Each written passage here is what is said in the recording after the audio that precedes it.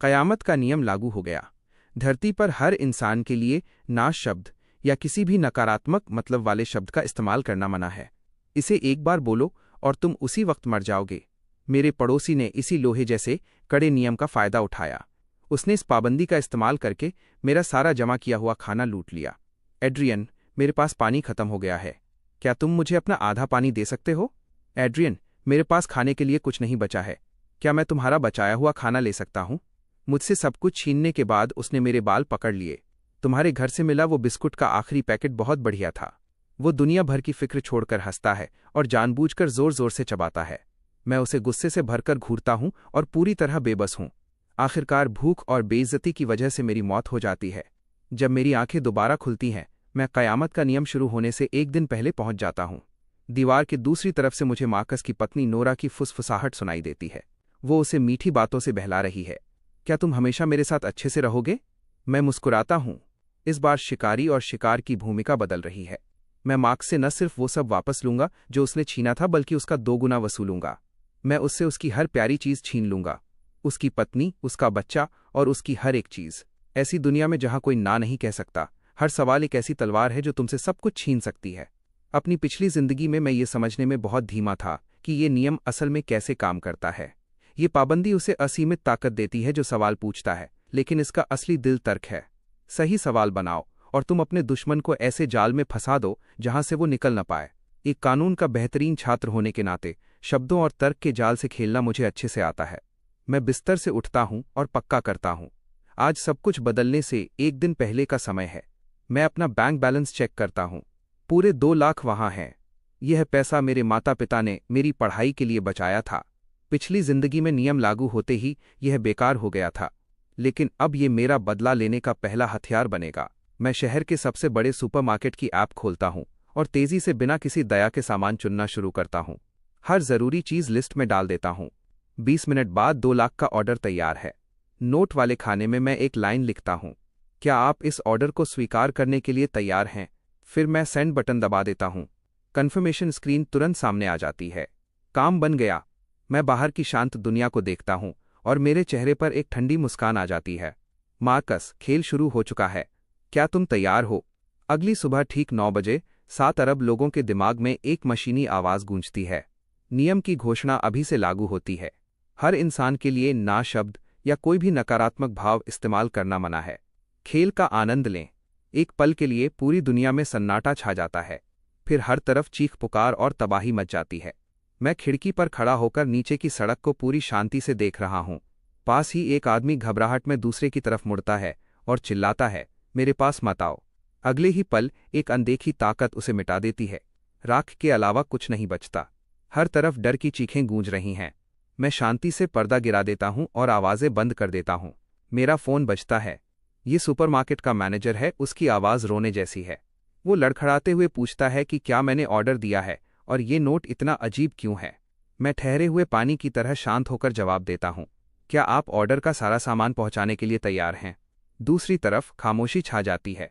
1 घंटे बाद मेरी बिल्डिंग के नीचे एक बड़ा ट्रक आकर रुकता है। मैनेजर और मेरे बीच बातचीत के बाद पीले चेहरे वाले कई मजदूर सामान ऊपर लाना शुरू करते हैं। मेरा अपार्टमेंट तीसरी मंजिल पर है। वहां कोई लिफ्ट नहीं है। मेरा सामान जल्दी ही पूरी गैलरी में भर जाता है। पड़ोसी अपने दरवाजों के छेदों से देख रहे हैं। उनकी आंखों में डर और लालच है, पर बाहर आने की हिम्मत किसी में नहीं है। जब आखिरी डिब्बा ऊपर पहुंचता है तो मजदूर मुझे देखता है। उसके होंठ कांप रहे हैं और वो मुश्किल से खड़ा है। साहब, क्या अब हम जा सकते हैं? मैं मुस्कुराता हूं और उनमें से हर एक को पानी की बोतल और ब्रेड का टुकड़ा देता हूं। बिल्कुल, क्या आप अभी यहां से जाने के लिए तैयार हैं? जैसे किसी कैदी को माफी मिल गई हो, वे हाथ पैर के बल वहां से भागते हैं। मैं दरवाजा बंद करता हूं, सामान के पहाड़ के सहारे टिक जाता हूं और अपनी थकान महसूस करता हूं। लेकिन ये तो बस शुरुआत है।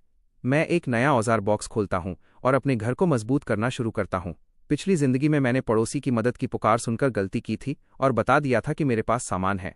उन आवाज़ों ने मार्क्स जैसे भूखे भेड़िए को मेरे दरवाजे तक पहुंचा दिया था। इस बार मेरी दुनिया को बस खामोशी चाहिए। मैं पूरी दोपहर हर दरवाजे और खिड़की की दरार को सील करने में बिताता हूं। मैं बेडरूम के दरवाजे पर 3 अतिरिक्त ताले लगाता हूं। काम खत्म होने पर मैं सोफे पर गिर जाता हूं। पानी के कुछ डिब्बे अब भी गैलरी में बाहर रखे हैं। मैं अपनी सांसें वापस पाता हूं और आखिरी बार खुद को खींचकर उठता हूं। जैसे ही मैं आखिरी डिब्बा अंदर ला रहा हूं, सामने वाला दरवाज़ा थोड़ा खुलता है। मार्कस अपना सिर बाहर निकालता है। उसके चेहरे पर वही रटी रटाई मुस्कान है, एक प्यारे और दोस्ताना पड़ोसी जैसी। जैसे ही उसकी नज़र डिब्बों पर पड़ती है, मैं अभी अंदर नहीं गया हूं। मैं उसकी आंखों की गहराई में लालच की चमक देखता हूं। ये बिल्कुल वैसा ही नज़रिया है जैसा पिछली जिंदगी में था, जब उसने मुझे दीवार से सटा दिया था। वो मुझे देखता है और हैरान होने का नाटक करता है। अरे एड्रियन, क्या तुम यहाँ रहने आ रहे हो? उसकी नज़र मेरे पास रखे पानी के डिब्बों पर ऐसे टिकी है जैसे सांप अपनी जीभ लपल पाता है। मैं कुछ नहीं बोलता, मैं बस उसका नाटक देखता हूँ। पिछली जिंदगी में इसी भलाई के मुखौटे ने मुझे लापरवाह बना दिया था। उसने एक फिक्रमंद बड़े दोस्त का नाटक किया, मेरी जिंदगी के बारे में पूछा और सब कुछ जान लिया। और फिर जब मेरे पास कुछ नहीं बचा तो उसने अपने असली दांत दिखाए। मेरी खामोशी से बेपरवाह वो मुस्कुराता रहता है और लापरवाही से मेरे पैरों के पास रखे पानी के डिब्बे की तरफ इशारा करता है। मैं उस उंगली को घूरता हूं और अपने हाथ में पकड़े औजार को उस पर दे मारने की इच्छा को रोकता हूं। मुझे शांत रहना होगा, अभी सही समय नहीं आया है। शिकार पहले ही मेरे जाल में कदम रख चुका है। मुझे बस उसे कदम दर कदम खुद अपनी मर्जी से जाल के बीच तक ले जाना है। उसे लगता है कि वो अब भी सब कुछ संभाल रहा है। वो शिकारी है और मैं वही बेबस मूर्ख शिकार हूं जिसके साथ वो कुछ भी कर सकता है।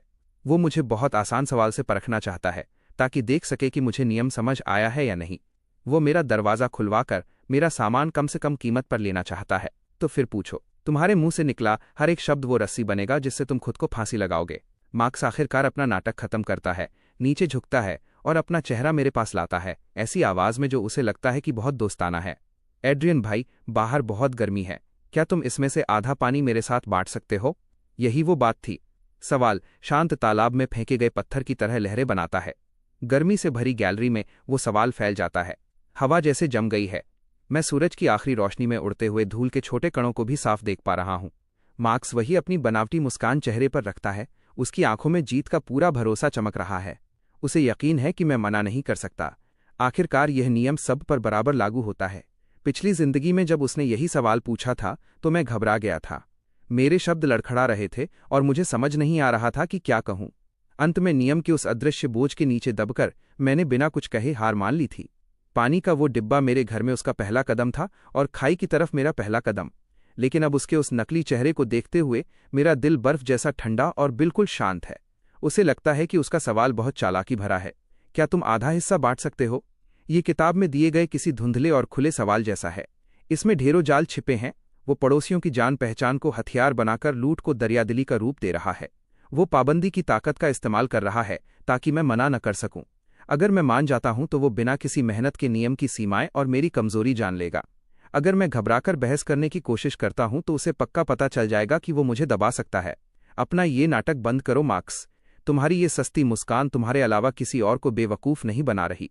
जवाब देने के बजाय मैं धीरे से अपना मुंह खोलता हूं। मार्कस, मुझे ठीक से सुनाई नहीं दिया। क्या तुम मुझसे पूछ रहे हो? मैं जानबूझकर रुकता हूं, फिर मैं उसके कहे हुए हर शब्द के पीछे छिपे मतलब को एक एक करके समझाता हूं।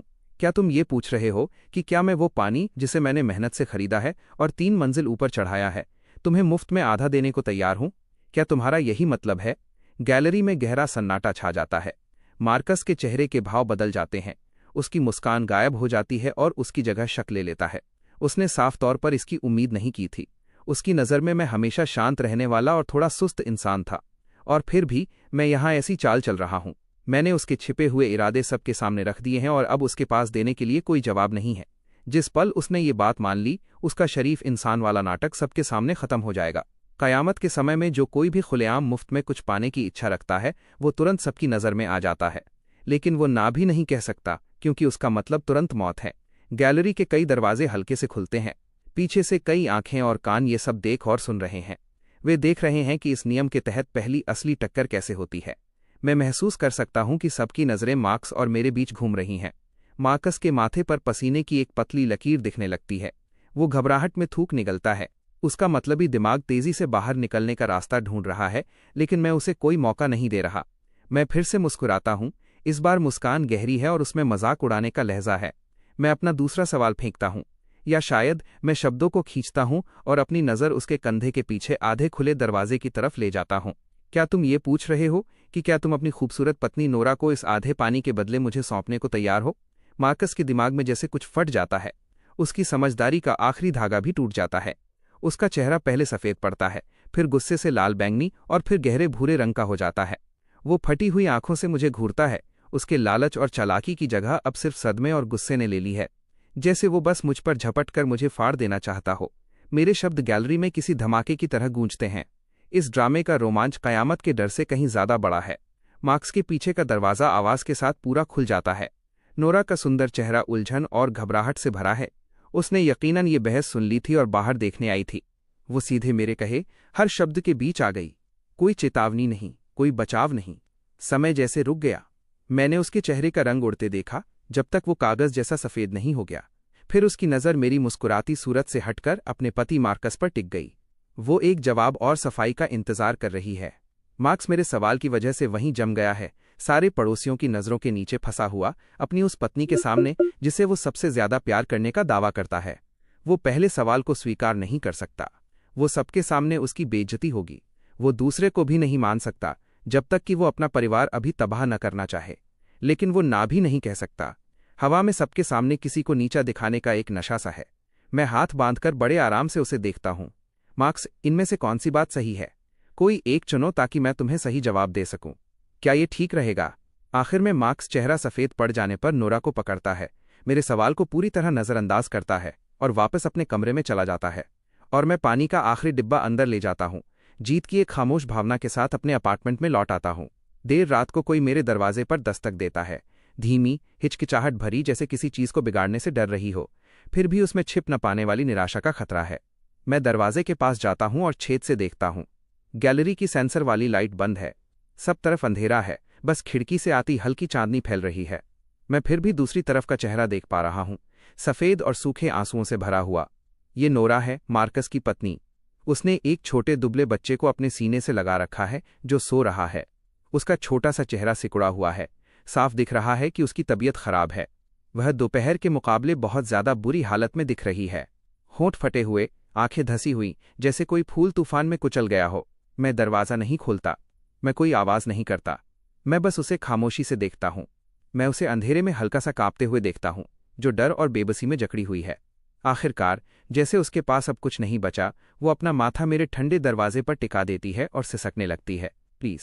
उसकी आवाज़ बस एक फुसफुसाहट है, फिर भी वो गैलरी के सन्नाटे में छोटे हथौड़े की चोट की तरह लगती है। तभी मैं बोलता हूँ, दरवाजे के पीछे से ठंडी और नपी तुली आवाज़ में, क्या तुम ये पूछ रही हो कि क्या मैं तुम्हारे बच्चे को बचाने के लिए तुम्हें खाना देने को तैयार हूँ? वो उछल पड़ती है। उसका सिर एकदम ऊपर उठता है जैसे उसे कोई सहारा मिल गया हो। फिर वो मेरी बेबाकी से थोड़ा सहम जाती है। वो सिसकियों के बीच पागलों की तरह सिर हिलाती है। हाँ, मेरे बच्चे को बुखार है। उसने पूरे दिन से कुछ नहीं खाया। प्लीज़। मैं तुरंत जवाब नहीं देता। मैं सोच रहा हूँ, मार्क्स कहाँ है? वो आदमी जिसने उसे प्यार करने की कसम खाई थी, जिसने हमेशा उसका ख्याल रखने का वादा किया था, वो अब कहाँ है? सही बात है, वो शायद दोपहर में हुई अपनी बेइज्जती से अब भी सुलग रहा होगा। अपनी सारी बेबस नफरत उस पत्नी और बच्चे पर निकाल रहा होगा, जो पलटकर जवाब नहीं दे सकते। एक ऐसा आदमी जो बाहर अपनी इज्जत खो देता है और घर आकर उसे अपने परिवार पर निकालता है। मैंने अपनी पिछली जिंदगी में ऐसे लोग अनगिनत बार देखे हैं। मैं दरवाज़ा खोलता हूँ, लेकिन सिर्फ एक दरार जितनी। जंजीर अब भी मजबूती से लगी हुई है। उस दरार से मैं दूध का एक पैकेट और 2 ब्रेड रोल बाहर बढ़ाता हूँ। पहले बच्चे को कुछ खिलाओ। नोरा की आंखें तुरंत चमक उठती हैं और वह कांपते हाथों से आगे बढ़ती है। वे कभी बहुत अच्छी तरह रखे गए हाथ थे। अब तनाव की वजह से उनकी उंगलियों के जोड़ सफ़ेद पड़ गए हैं। जैसे ही उसकी उंगलियों के पोरों ने पैकेट को छुआ, मैंने उसे नहीं छोड़ा, बल्कि मैं बहुत धीमी और शांत आवाज़ में बोलता हूँ। एक आदमी जिसे सिर्फ अपने घमंड की फिक्र है और अपनी पत्नी और बच्चे की जरा भी नहीं। क्या तुम्हें सच में लगता है कि वो तुम्हारी रक्षा कर सकता है? उसका पूरा शरीर जम जाता है। दूध का पैकेट पकड़े हुए हाथ ऐसे पीछे खिंच जाते हैं जैसे उसने किसी आग को छू लिया हो। मैं उसकी आंखों की चमक को तेजी से खत्म होते देखता हूं और उसकी जगह कुछ गहरा ले लेता है। उस इंसान का खोया हुआ दर्दनाक चेहरा, जिसकी सच्चाई सबके सामने बोल दी गई हो। मैंने पैकेट छोड़ दिया। दूध और ब्रेड उसकी गोद में गिर जाते हैं और फिर मैं धड़ाम से दरवाज़ा बंद कर देता हूं। मैंने उसे और उसकी सारी भावनाओं को दूसरी तरफ बंद कर दिया। मैं दोबारा नहीं देखता, पर मुझे गैलरी में उसके लड़खड़ाते कदमों की आवाज़ सुनाई देती है। तभी दीवार की दूसरी तरफ से मार्कस की आवाज़ गूंजती है। तुम उस कचरे जैसे इंसान के पास खाने के लिए गिड़गिड़ाने गई थी। तुम मेरी इज्जत पूरी तरह मिट्टी में मिला दी। फिर नोरा के रोने की दबी हुई आवाज़ और फर्श पर किसी भारी चीज़ के गिरने की आवाज़ आती है। मैं ठंडे दरवाजे के सहारे टिक जाता हूँ और मेरे चेहरे पर एक धीमी ठंडी मुस्कान फैल जाती है। अच्छा है, दरार पड़ चुकी है, लेकिन अभी इतना काफ़ी नहीं है। करीब 10 मिनट बाद बगल वाले घर में बहस शांत हो जाती है। उसकी जगह गैलरी में मार्क्स के चलने की आवाज़ आती है। उसकी आवाज़ जानबूझकर तेज़ है और गुस्से से भरी हुई है। वो एक पड़ोसी का दरवाज़ा खटखटाता है। वेड, क्या तुम जाग रहे हो? तुम्हें कुछ बताना है। सामने वाला वो लड़का अंदर तक सड़ चुका है। उसने उस घटिया नियम का फ़ायदा उठाकर मेरी पत्नी को सिर्फ थोड़े से खाने के लिए घुटनों पर ला दिया। लीसा, तुम्हें बचकर रहना होगा। हमारा पड़ोसी एक राक्षस है। वो हम सबको लूटने के लिए इस नियम का इस्तेमाल कर रहा है। क़यामत में अफवाहें सबसे सस्ता और तेज़ हथियार होती हैं, जो बिना किसी मेहनत के डर और नफ़रत फैला देती हैं। जल्द ही मेरे दरवाजे के बाहर फिर से कदमों की आवाज़ सुनाई देती है। इस बार ये कोई एक इंसान नहीं है, कम से कम 4 या 5 लोगों के पैरों की आवाज़ है। वे सब मेरे दरवाजे के बाहर ऐसे रुकते हैं जैसे कुत्तों के झुंड को खून की गंध मिल गई हो। छेद से देखने पर मुझे सबसे आगे मार्क्स दिखता है। उसका चेहरा बदले की गंदी खुशी से भरा है। उसके पीछे कई हट्टे कट्टे आदमी खड़े हैं जो इसी बिल्डिंग के रहने वाले हैं। किसी के पास बैट है तो किसी ने बड़ा पाना पकड़ रखा है। तनाव तुरंत अपनी चरम सीमा पर पहुंच जाता है। बाहर से भारी और तेज सांसों की आवाज़ आ रही है जो मुझसे सिर्फ एक पतले सुरक्षा दरवाजे की दूरी पर है। उनका लालच और बुरा इरादा इतना गहरा है कि महसूस किया जा सकता है। एड्रियन, दरवाज़ा खोलो। मार्क्स की आवाज़ आती है जिसमें दबी हुई खुशी और ज़बरदस्ती का रौब है। उसने दोपहर की घटना से सबक सीख लिया है। 4 छोटे शब्द जो सिर्फ हुक्म हैं। वो बहुत सावधानी से हर उस सवाल से बच रहा है जो नियम को लागू कर दे। मैं दरवाजे के पीछे खड़ा होकर छेद से उसका वो बिगड़ा हुआ चेहरा देख रहा हूँ। उसके पीछे वेड ने एक भारी पाना उठा रखा है और दूसरी तरफ लीसा है जिसके हाथ खाली हैं, पर उसकी नज़रें मेरे घर में रखे डिब्बों पर टिकी हैं। ये पड़ोसी नहीं हैं, ये वो गिद्ध हैं जिन्हें खून की महक लग गई है। मैं हिलता नहीं हूँ, मैं बस देखता हूँ। एड्रियन, हम सब यहाँ पड़ोसी हैं। वक्त बदल गया है, हमें एक दूसरे का ख्याल रखना चाहिए। जब मैं कोई जवाब नहीं देता तो मार्क्स अपनी आवाज़ नरम कर लेता है। तुमने ज़रूरत से कहीं ज़्यादा सामान खरीदा है, थोड़ा सबके साथ बांट लो। हम सब तुम्हारी इस भलाई को याद रखेंगे। सही कह रहे हो एड्रियन, बस दरवाज़ा खोलो, हम बस बैठकर बात करना चाहते हैं। वेड बीच में बोलता है और अनजाने में पाना अपनी हथेली पर थपथपाता है। मेरे होठों पर एक ठंडी मुस्कान आती है। हाथों में हथियार लेकर बात करना चाहते हो। पिछली जिंदगी में शायद मैं डरकर उनसे बहस करने की कोशिश करता या कमजोरी में हार मान लेता, लेकिन इस जिंदगी में ये दरवाज़ा जिंदगी और मौत के बीच की लकीर है, और यही मेरा मंच भी है। मैं अपना गला साफ करता हूँ। मेरी आवाज़ दरवाजे के पार एकदम स्थिर और साफ जाती है, जो बाहर खड़े हर एक कान तक पहुँचती है। मार्क्स, क्या तुम सबको ये बताना चाह रहे हो कि तुमने उन्हें ढाल बनाकर यहाँ आने के लिए उल्लू बनाया है ताकि तुम मेरा सारा सामान अकेले हड़प सको? यह वाक्य बर्फ के ठंडे पानी की बाल्टी की तरह लगता है। दरवाजे के बाहर की गर्मी एक पल में बुझ जाती है और उसकी जगह सन्नाटा छा जाता है। मार्कस का चेहरा साफ तौर पर जम जाता है। उसका मुंह खुलता है और गला बुरी तरह फड़फड़ाता है। वो इससे मुकर जाना चाहता है। वो ना कहना चाहता है। वो कहना चाहता है कि ये सच नहीं है, लेकिन नियम के मुताबिक ये शब्द साक्षात मौत की कुल्हाड़ी हैं। ये बोलो कि ऐसा नहीं है और उसी वक्त दम तोड़ दो। कहो कि मैंने नहीं किया और पल भर में राख बन जाओ। वो सब कुछ अंदर ही घोंट लेता है। उसका चेहरा गहरे गंदे लाल रंग का होकर सूजने लगता है। उसके माथे की नसें साफ धड़कती दिख रही हैं और उसके पीछे खड़े पड़ोसी, उनके चेहरे के भाव एक पल में बदल जाते हैं। एक बार जब शक का बीज बो दिया जाए और उसे क़यामत वाली घबराहट से सींचा जाए तो वो बहुत बड़ा और बेकाबू बन जाता है। वेड का पाना हवा में ही रुक जाता है। उसकी आंखें मार्क्स और मेरे बीच अनिश्चितता से घूम रही हैं। ये झूठ है, मार्क्स आखिरकार जोर लगाकर बोलता है। तनाव की वजह से उसकी आवाज़ तीखी हो जाती है। वो हमें एक दूसरे के खिलाफ भड़का रहा है। एक बार हम अंदर पहुंच गए तो सब कुछ बराबर बटेगा। बराबर बटेगा? मैं मजाक उड़ाते हुए धीरे से हंसता हूँ। क्या यहाँ सबको सच में लगता है कि जो आदमी अपनी पत्नी को सौदे की चीज़ बना सकता है वो वाकई तुम्हारे साथ कुछ भी बराबर बांटेगा? बाहर का शोर और बढ़ जाता है। लीसा मार्क्स को ऊपर से नीचे तक ऐसे देखती है जैसे किसी कचरे को देख रही हो। एड्रियन, अपना मुंह बंद करो, मार्कस चिल्लाता है। उसकी बेइज्जती अब गुस्से में बदल रही है। वो मेरे दरवाजे पर घूंसा मारता है। सब लोग अंदर घुसो, इसे तोड़ दो। जो भी होगा उसकी जिम्मेदारी मैं लूंगा। मैं जिम्मेदारी लूंगा। कितनी बड़ी बात है। मैं दरवाजे का ताला खोल देता हूं। एक तीखी आवाज़ पूरे सन्नाटे में बिजली की तरह गूंजती है। बाहर खड़े लोगों को बिल्कुल उम्मीद नहीं थी कि मैं खुद दरवाज़ा खोल दूंगा। वे अपने आप आधा कदम पीछे हट जाते हैं। दरवाज़ा खुला है, पर सिर्फ एक दरार जितना। मजबूत जंजीर अब भी कसी हुई है जो उनकी दुनिया और मेरी दुनिया को पूरी तरह अलग रखती है। मैं उस दरार के पीछे खड़ा हूं। मेरी एक आंख दिख रही है और मैं ठंडी नज़रों से इस भीड़ को देख रहा हूं। आओ फिर, कौन सबसे पहले कदम बढ़ाना चाहता है? मैं बड़े आराम से अपनी जेब में हाथ डालता हूँ, एक चाकू निकालता हूँ और उसकी ब्लेड बाहर कर देता हूँ। उनकी नज़रों में इस चाकू का कोई मतलब नहीं होगा, लेकिन इस पाबंदी वाली दुनिया में भाषा ही एकमात्र परमाणु हथियार है। वेड, सही कहा ना? मैं उस ग्रुप के सबसे तगड़े आदमी को देखता हूँ। तुम्हारे पास वो काफ़ी भारी पाना है। अगर तुम इसका इस्तेमाल मेरा दरवाज़ा तोड़ने के लिए करते हो, तो क्या तुम घर में घुसकर लूटपाट करने का जोखिम और अपने परिवार के हर सदस्य की तुरंत मौत स्वीकार करने को तैयार हो? वेड का हाथ बुरी तरह झटकता है। पाना लगभग उसके खुद के पैर पर ही गिर जाता है। ये एक तर्क का जाल है। नियम शायद सिर्फ नकारात्मक शब्दों पर पाबंदी लगाता है, लेकिन ये इरादों को भी परखता है। अगर मैं इसे लूट कहता हूं और वो मना नहीं कर पाता क्योंकि वो ना नहीं कह सकता, तो तर्क के हिसाब से उसने इसे स्वीकार कर लिया है। और एक बार जब मैं उसे उस खतरनाक बात की पुष्टि करने की तरफ ले जाऊंगा, तो उसके अंदर मौत का डर बिना किसी सीमा के बढ़ जाएगा। मैं वेड हकलाता है। उसके चेहरे से पसीना बहने लगता है। वो कहना चाहता है, मैं यहाँ किसी को लूटने नहीं आया हूँ, लेकिन वो ये कह ही नहीं सकता। उस एक सवाल ने बाहर निकलने का हर रास्ता बंद कर दिया है। क्या हुआ? शब्द नहीं मिल रहे। मेरी नज़र वैसी ही ठंडी रहती है और मैं गैलरी में खड़े हर चेहरे को देखता हूँ। या शायद लीसा। क्या तुम मार्कस के खाने के लिए अपने बच्चे को छोड़ने के लिए तैयार हो? इस दुनिया में अपने पीछे एक अनाथ बच्चा छोड़ना चाहती हो? लीसा कांप उठती है। उसकी आंखों का लालच पल भर में गायब हो जाता है और उसकी जगह सिहरन पैदा करने वाला डर ले लेता है।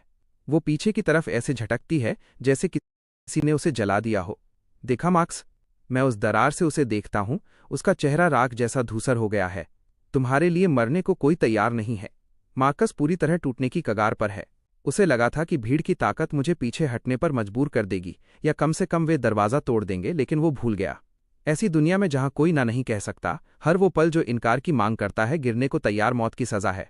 वो मेरे इल्ज़ामों को गलत साबित नहीं कर सकता, और वो नियम को तोड़े बिना इन लोगों को शांत भी नहीं कर सकता। सब लोग सुनो। मार्कस एक आखिरी नाकाम कोशिश करता है और पड़ोसियों की तरफ मुड़ता है। उसकी आंखें जल रही हैं। हमारे बचने का इकलौता रास्ता इसका सामान लेना है। या क्या तुम सब भूख से मरना चाहते हो? भूख से मरना? मैं उस शब्द को पकड़ता हूं और अपना वार फिर से करता हूं। अगर तुम्हें सबकी भूख की इतनी ही फिक्र है, तो तुम सॉसेज के वो 2 डिब्बे और चावल का वो कट्टा बाहर क्यों नहीं लाए जो तुमने अपने घर में छिपा रखा है? इस बार हवा सिर्फ ठंडी नहीं होती, वह पूरी तरह जम जाती है।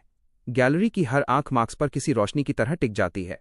भूखे जानवरों जैसी शिकारी नजरों ने अभी अभी अपना शिकार ढूंढ लिया है। मार्क्स की आंखों की पुतलियां बुरी तरह सिकुड़ जाती हैं। उसके पास सच में घर में सामान छिपा हुआ है। उसका आखिरी पत्ता। उसने कभी नहीं सोचा था कि मुझे पता होगा, और ये तो बिल्कुल नहीं कि मैं सबके सामने अभी इसका खुलासा कर दूंगा। ये बकवास है। वो अनजाने में मना करने की कोशिश करता है, लेकिन यह बकवास है में कोई सीधा नकारात्मक शब्द नहीं है, इसलिए वो मौत की कगार पर बुरी तरह नाचता है। मैं बकवास कर रहा हूं? मैं पूरी तरह और विनाशकारी तरीके से मुस्कुराता हूं।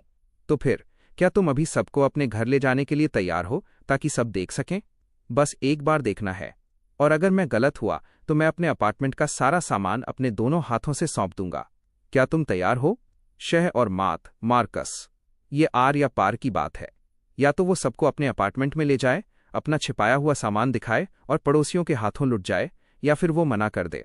और भले ही वो ना नहीं कह सकता, अगर वो चुप रहता है या बहाने बनाता है, तो वो मान चुका है कि वो सबको धोखा दे रहा था और उन्हें खुद के फायदे के लिए ढाल बना रहा था।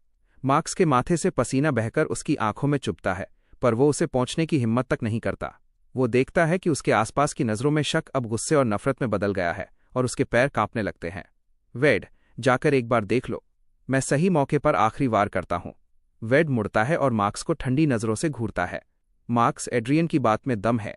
जब हम एक दूसरे की मदद की ही बात कर रहे हैं, तो शुरुआत तुम्हारे घर से क्यों न करें? हाँ मार्क्स, क्या तुमने अभी नहीं कहा था कि सब कुछ बराबर बटेगा? लीसा की आवाज़ तीखी और काटने वाली हो जाती है। लगता है बांटने की शुरुआत तुम्हारे सामान से भी होनी चाहिए। सिर्फ कुछ ही वाक्यों में हर वो हथियार जो मेरी तरफ था, अब मुड़कर सीधा मार्क्स के सीने में गड़ चुका है। यही कयामत है। यही इंसान का स्वभाव है। खुद के स्वार्थ से मजबूत कुछ नहीं है, और कुछ भी उससे जल्दी नहीं टूटता। मार्कस घबराहट में पीछे की तरफ लड़खड़ाता है। उसकी पीठ मेरे दरवाजे से टकराती है। वो फंस चुका है और बुरी तरह जल रहा है। मेरा घर। मार्क्स टूट जाता है और बहाने ढूंढने लगता है। पत्नी बीमार है, चाबियां खो गई हैं, लेकिन इस दबाव के सामने उसके ये छोटे बहाने बिल्कुल काफी नहीं हैं। वो बुरी तरह डरा हुआ है कि एक गलत शब्द उसे उसी वक्त मार डालेगा, और उससे भी ज्यादा डरा हुआ है कि अगर उसने बात मान ली तो पड़ोसी क्या करेंगे। सच्चाई सामने आ गई। मेरी आंखों के सामने से हट जाओ। आखिरकार डर और गुस्से की वजह से अपनी हद पार करते हुए वो सीधा वेड पर चिल्लाता है। वेड शांत हो जाता है। फिर उसके चेहरे के भाव कड़े हो जाते हैं। वो अपना पाना फर्श पर दे मारता है। ठीक है मार्कस, तो हम सिर्फ तुम्हारे मोहरे हैं, यही बात है ना? वेड दूसरों को जाने का इशारा करता है। चलो घर चलें। अब से जो भी इस आदमी के मुंह लगेगा वह मूर्ख होगा। भीड़ जितनी तेजी से जुटी थी उससे कहीं ज्यादा तेजी से बिखर जाती है। वे यहां सिर्फ अपने फायदे के लिए आए थे। अब उन्होंने मार्क्स का असली चेहरा देख लिया है। एक ऐसा आदमी जो बिना कुछ दिए सब कुछ पाना चाहता है और सामान छिपाकर बैठा है जिसे वो बांटना नहीं चाहता। उनके मन में नफरत उस स्थिति से कहीं ज्यादा है अगर उन्हें कुछ न मिला होता। गैलरी जल्दी ही खाली हो जाती है और सिर्फ मार्क्स बचता है जो मेरे दरवाजे के सहारे ऐसे झुक जाता है जैसे उसकी रीढ़ की हड्डी निकाल ली गई हो। दरार के पीछे से मैं धीरे से बोलता हूं, मार्क्स खेल तो अभी शुरू हुआ है, लगता है तुम्हारे सारे साथी चले गए। मार्कस झटके से मुड़ता है और मेरे दरवाजे की दरार को घूरता है। उसकी आंखों की लाल नसें फटने को तैयार दिख रही हैं। इस वक्त वो बिल्कुल एक पागल कुत्ते जैसा लग रहा है जो काटने को बेताब है पर उसके सारे दांत टूट चुके हैं। क्या तुम अब घर जाने को तैयार हो?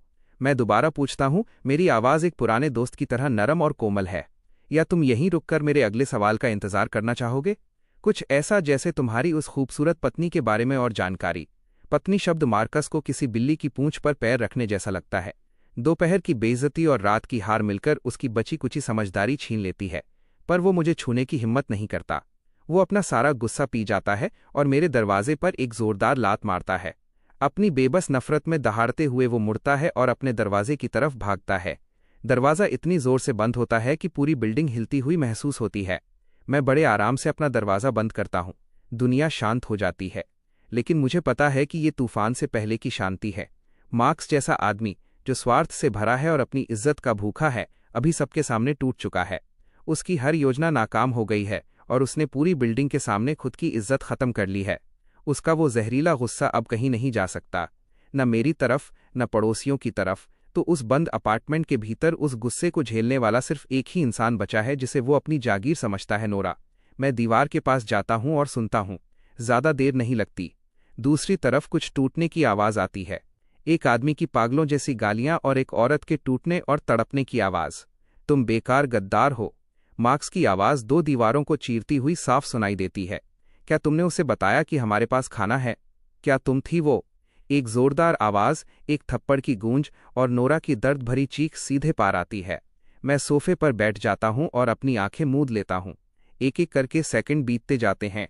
बाहर आसमान पूरी तरह काला हो जाता है। बगल वाले घर से आती हिंसा की आवाजें काफी देर तक चलती हैं और फिर रात की गहराई में कहीं थम जाती हैं। मुझे पता है कि वो पल आने वाला है। मार्क्स ने जो दरवाज़ा अपने हाथों से बंद किया था वो बहुत जल्द फिर खुलेगा। मैं अंधेरे में बैठा हूं और खामोशी से अपने दरवाजे को देख रहा हूं। यकीनन करीब आधे घंटे बाद बाहर से बहुत धीमे कदमों की आहट आती है। उसके बाद एक दस्तक होती है जो इतनी धीमी है कि लगभग सुनाई ही न दे। शुरू करते हैं। मैं उठता हूं, दरवाजे तक जाता हूं और छेद से देखता हूं। गैलरी की खिड़की से आती हल्की चांदनी में मुझे आंसुओं और चोट के निशानों से भरा एक चेहरा दिखता है। ये नोरा है जिसने अपने बेटे लिटिल बेन को पकड़ रखा है। उसने बच्चे को अपने सीने से लगा रखा है। वो बस वहां खामोशी से खड़ी रहती है। मैं जानता हूं वो क्या कर रही है। वो दांव लगा रही है कि क्या मैं दरवाज़ा खोलूंगा। जाहिर है मैं खोलूंगा। भलाई के लिए नहीं, बल्कि इसलिए क्योंकि वो मार्कस को पूरी तरह तोड़ने के लिए आखिरी मोहरा है। नोरा को सहारा देना उसे किसी भी और चीज से ज्यादा चोट पहुंचाएगा। मैं तुरंत कुंडी नहीं घुमाता।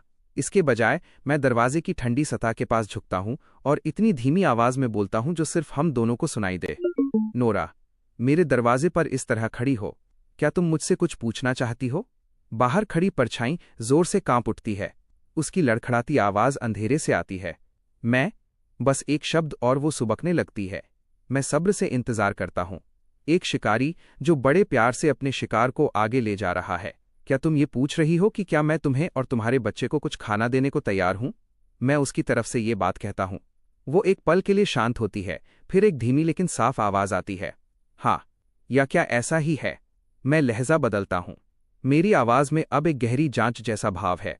क्या तुम ये पूछ रही हो कि क्या मैं तुम्हें और तुम्हारे बच्चे को अंदर लेने और रहने के लिए एक सुरक्षित जगह देने को तैयार हूं? ये सवाल पिछले वाले से कहीं ज्यादा भारी है। खाना लेना सिर्फ एक लेन देन है, लेकिन सहारा लेना मतलब पूरी तरह से धोखा और समर्पण। बाहर का सन्नाटा पूरे आधे मिनट तक खिंचता है। मैं उसके अंदर चल रही जंग की कल्पना कर सकता हूँ। आखिरकार जैसे उसने अपनी बची कुची सारी ताकत लगा दी हो, उसकी आवाज़ वापस आती है, बैठी हुई पर स्थिर। हाँ, बहुत अच्छे। मैं धीरे से ताले पर हाथ रखता हूँ और आराम से दरवाज़ा खोलता हूँ। दरवाज़ा थोड़ा सा खुलता है। नोरा की हालत बहुत खराब है। उसके बाल उलझे हुए हैं और चेहरे पर चिपके हैं। उसके होंठ का कोना कटा हुआ है और खून बह रहा है। उसके बाएं गाल पर 5 उंगलियों का गहरा निशान उभर रहा है, जो अब बैंगनी पड़ रहा है। नोरा, तो तुम असल में ये पूछ रही हो कि क्या तुम मेरी सुरक्षा स्वीकार करने और खाने और अपने बच्चे की पूरी सुरक्षा के बदले घर के रोजाना के काम संभालने को तैयार हो? क्या ये सही है? मैं सुरक्षा और घर के काम शब्दों पर जोर देता हूँ। ये दान नहीं है, ये एक समझौता है। वो बस 1 सेकंड के लिए हिचकिचाती है। तभी मार्क्स की आवाज़ दीवार के पार से फिर आती है, धीमी और दबे हुए गुस्से से भरी, जो उसके पैर के पास सांप की तरह रेंग रही है। वो बुरी तरह कांपती है, फिर सीधे मुझे देखती है और एक मजबूत और भारी सिर हिलाती है। हाँ, मैं एक तरफ हट जाता हूँ और रास्ता छोड़ देता हूँ। फिर स्वागत है। नोरा ऐसे आगे बढ़ती है जैसे किसी कैदी को माफी मिल गई हो। लिटिल बेन को पकड़े हुए वो आधी लड़खड़ाते हुए और आधी भागते हुए दरवाजे के अंदर आती है। मैं दरवाज़ा बंद करता हूँ, ताला लगाता हूँ और मार्क्स की दुनिया को पूरी तरह बाहर कर देता हूँ। मार्क्स एक घायल जानवर की तरह दहाड़ता है और फिर पागलों की तरह दरवाज़ा पीटने की आवाज़ आती है। नोरा, ओ गद्दार, अभी बाहर निकल। नोरा एकदम पत्थर जैसी हो जाती है। उसके चेहरे का सारा रंग उड़ जाता है और वो लिटिल बेन को कसकर पकड़ लेती है, हवा में पत्ते की तरह कांपती हुई। मैं पास जाता हूँ और धीरे से उसके कंधे पर हाथ रखता हूँ। डरो मत, तुम यहाँ सुरक्षित हो। मैं इसे साफ तौर पर कहता हूँ। अब से तुम और तुम्हारा बच्चा सुरक्षित हो। वो मेरी तरफ देखती है, उसके चेहरे पर हैरानी साफ है। मैं सोफे की तरफ इशारा करता हूँ। पहले आराम से बैठ जाओ, तुम्हारा काम कल से शुरू होगा। बाहर मार्कस की दहाड़ और दरवाजे पर प्रहार एक गुस्से भरी बेबस आवाज की तरह जारी रहते हैं, जबकि मेरे अपार्टमेंट के अंदर सिर्फ शांति है। मार्क्स की बगल वाले घर से आती गालियों के साथ एक नया दिन शुरू होता है। गालियां रुक रुक कर आती हैं, कोई नयापन नहीं, बस वही पुरानी गंदगी बार बार। मैं सब अनसुना कर देता हूँ। मैं फ्रिज से दूध और टोस्ट निकालता हूँ और तसल्ली से नाश्ता तैयार करता हूँ। नोरा और लिटिल बेन सोफे पर बैठे हैं, एक बड़ा और एक बड़ी और एक छोटी। दोनों साफ तौर पे डरे हुए और परेशान हैं। मैं उनके सामने एक प्लेट रखता हूँ। खाना खा लो, एक बार तुम खत्म कर लो, फिर तुम्हारा काम शुरू होगा। नोरा उसे हैरानी और यकीन न कर पाने वाली नज़रों से लेती है। वो धीरे धीरे लिटिल बेन को एक एक निवाला खिलाती है, खुद मुश्किल से कुछ खाती है। मैं उस पर ध्यान नहीं देता। मैं अपना हिस्सा खत्म करके मुंह पोंछता हूँ। स्टोर रूम से मैं एक वॉकी टॉकी और एक हाथ से लिखी पर्ची निकालता हूँ और उसे थमा देता हूँ। इन्हें लो, कमरा नंबर 301 का दरवाज़ा खटखटाओ। पर्ची पर लिखा है, आंटी में, क्या आप अपने अपार्टमेंट में मौजूद सारी सिगरेट और शराब के बदले 3 लीटर साफ पानी और 2 पैकेट इंस्टेंट नूडल्स लेने को तैयार हैं? वो मेरी तरफ देखती है, आंखें डर से भरी हैं। मार्कस बाहर है, वो तुम्हें हाथ नहीं लगाएगा। मैं उसे देखता हूँ, मेरी आवाज़ एकदम सपाट है। तुम अब मेरी सुरक्षा में हो। अगर वो तुम पर हाथ उठाता है तो वो मुझसे पूछ रहा है, क्या तुम मुझे मरने देने के लिए तैयार हो? मेरी बातें उसे खड़े होने की ताकत देती हैं। वो एक गहरा सांस लेती है जैसे कोई फैसला कर रही हो, फिर लिटिल बेन को उठाती है, वॉकी टॉकी और पर्ची लेती है और दरवाजे की तरफ बढ़ती है। दरवाजे के पास लगे कैमरे से मुझे गैलरी का सब कुछ साफ दिख रहा है। नोरा 301 का दरवाज़ा खटखटाती है। लगभग उसी वक्त मार्क्स अपने अपार्टमेंट से बाहर निकलता है। उसने कई दिनों से दाढ़ी नहीं बनाई है, आंखें धसी हुई हैं और उससे कुछ बासी और खट्टी बदबू आ रही है। तुम्हारी यहाँ आने की हिम्मत कैसे हुई? वो चिल्लाते हुए नोरा के बाल पकड़ने के लिए झपटता है। वो डर के मारे अपनी आंखें मूंद लेती है, पर उसका हाथ हवा में ही जम जाता है। मेरी आवाज़ वॉकी टॉकी से निकलती है, पूरी गैलरी में ठंडी और साफ सुनाई देती है। मार्क्स, क्या तुम्हें यकीन है कि तुम इसे छूना चाहते हो? मार्क्स पूरी तरह थम जाता है। वो धीरे से अपना सिर घुमाता है और मेरे दरवाजे पर लगे कैमरे को घूरता है। उसकी आंखें ऐसे जल रही हैं जैसे वो मुझे जिंदा चबा जाना चाहता हो, पर वो कर कुछ नहीं पाता। 301 का दरवाज़ा खुलता है। आंटी में बाहर झांकती हैं। नोरा अब भी कांपते हुए पर्ची आगे बढ़ाती है। आंटी में उसे पढ़ती हैं, बस एक पल की हिचकिचाहट, और फिर वो अंदर जाकर ढेर सारी सिगरेट और बोतलें लेकर आती हैं। सौदा हो गया। नोरा सामान को कसकर पकड़ती है, सिर झुकाती है और मार्कस की तरफ एक बार भी देखे बिना तेजी से मेरे अपार्टमेंट में वापस आ जाती है। मार्क्स के ठीक सामने मैं नोरा से वो सारा सामान गिनती करवाता हूँ जो अभी मिला है, फिर इनाम के तौर पर लिटिल बेन को एक सॉसेज देता हूँ। यह नज़ारा आखिरी चोट साबित होता है। मार्क्स एक दर्दनाक चीख निकालता है। वो पूरी तरह आपा खो चुका है और एक पागल सांड की तरह मेरे दरवाजे पर हमला करता है। मैं उसे धड़ाम से बंद कर देता हूँ। एक भयानक टक्कर होती है और उस मजबूत सुरक्षा वाले स्टील के दरवाजे पर भी हल्का सा निशान पड़ जाता है, जिसे मैंने भारी खर्च करके लगवाया था। नोरा और लिटिल बैन कोने में दुबक जाते हैं, दोनों के चेहरे कागज जैसे सफ़ेद पड़ गए हैं। मैं मुस्कुराता हूं तो बात यहां तक पहुंच गई। सबसे घटिया और सबसे बेवकूफ़ी भरा कदम। मैं दरवाजे की तरफ जाता हूं, छेद से देखने के लिए नहीं, बल्कि उसके पास लगे एक छोटे से बटन को दबाने के लिए। बाहर मार्कस प्रहार करने के लिए अपना घूंसा उठाता है और अचानक जम जाता है। कोई अनदेखी ताकत उसे जोरदार झटका देती है। उसका शरीर पीछे की तरफ मुड़ जाता है, हर मांसपेशी बुरी तरह कांपने लगती है, हर बाल खड़ा हो जाता है और उसके मुंह से फुफकारने जैसी आवाज़ निकलती है। ये बिजली का जाल है जिसे मैंने दरवाजे के पैनल में लगाया था। कुछ सेकंड बाद मैं उसे बंद कर देता हूं। मार्कस कीचड़ की तरह दरवाजे से फिसलकर फर्श पर गिर जाता है। उसके शरीर से मांस जलने की तीखी गंध आ रही है। मैं दरवाज़ा बस थोड़ा सा खोलता हूं, इतना कि मैं उसे देख सकूं और वो मुझे। वो वहां किनारे पर पड़ी किसी मरी हुई मछली की तरह पड़ा है, भारी और टूटी हुई सांसें ले रहा है। उसकी आंखों में अब खोखली निराशा के सिवा कुछ नहीं बचा। नोरा मेरे पीछे खड़ी है, उस आदमी को देख रही है जो कभी उसका पति था। उसके होंठ कांप रहे हैं, उसके चेहरे के हाव भाव पढ़ना नामुमकिन है। यही सही मौका है। मैं फर्श पर पड़े मार्क्स को देखता हूं और बड़ी ठंडी और नपीतुली आवाज में बोलता हूं, मार्क्स, क्या तुम ये मानने को तैयार नहीं हो कि अगर मैंने पहले से अपना दरवाज़ा मजबूत न किया होता, अगर मैंने ये बिजली का जाल न लगाया होता, तो तुम अभी अंदर घुस चुके होते। वो कांप उठता है। अब उसके पास मना करने की ताकत नहीं बची। मैं दबाव बनाए रखता हूं, आवाज़ धीमी है, पर मेरा हर शब्द उसके कलेजे को चीर रहा है। क्या तुम ये मानने को तैयार नहीं हो कि अंदर घुसने के बाद तुम मेरा सारा सामान छीन लेते और अपना सारा गुस्सा नोरा और मुझ पर निकालते, जिससे ऐसा नुकसान होता जिसकी भरपाई कभी न हो पाती। मार्कस के गले से एक फंसे हुए जानवर जैसी कराह निकलती है। वो मेरे पीछे नोरा को देखता है और पहली बार उसकी आंखों में गिड़गिड़ाहट जैसा कुछ दिखता है। नोरा अनजाने में एक कदम पीछे हट जाती है और उसकी नज़रों से अपना मुंह फेर लेती है। वो एक कदम उसे पूरी तरह तोड़ देता है। मैं उसकी आंखों की आखिरी चमक बुझते हुए देखता हूं और अपना अंतिम फैसला सुनाता हूं, और एक तरह से ये सबसे रहमदिल फैसला भी है। मार्क्स, क्या तुम अपने बेटे को दिन में एक बार देखने के हक के बदले अपने अपार्टमेंट का बचा हुआ सारा सामान मुझे देने को तैयार हो? मार्कस की आंखों की पुतलियां पूरी तरह सुन पड़ जाती हैं, जैसे कोई ऐसा जीव जिसकी हर हड्डी निकाल ली गई हो।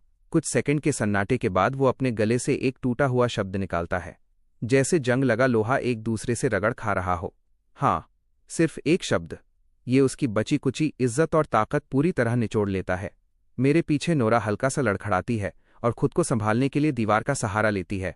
मैं बिना किसी भाव के दरवाज़ा बंद कर देता हूं और उस तरफ के मलबे को बाहर ही छोड़ देता हूं। नोरा, क्या तुम सामान की लिस्ट बनाने में मेरी मदद करने को तैयार हो? मैं मुड़कर उससे पूछता हूं, हमेशा की तरह शांत होकर। वो चौंक कर आंखें खोलती है। डर और उलझन उसके अंदर उमड़ रही है, पर अंत में सब कुछ एक बेजान और थकी हुई स्वीकारोक्ति में बदल जाता है। वो सिर हिलाती है। मैं दरवाज़ा खोलता हूं। मार्क्स अब भी वहीं पड़ा है जहां वो एक मरे हुए कुत्ते की तरह गिरा था। मैं उसे दोबारा मुड़कर भी नहीं देखता।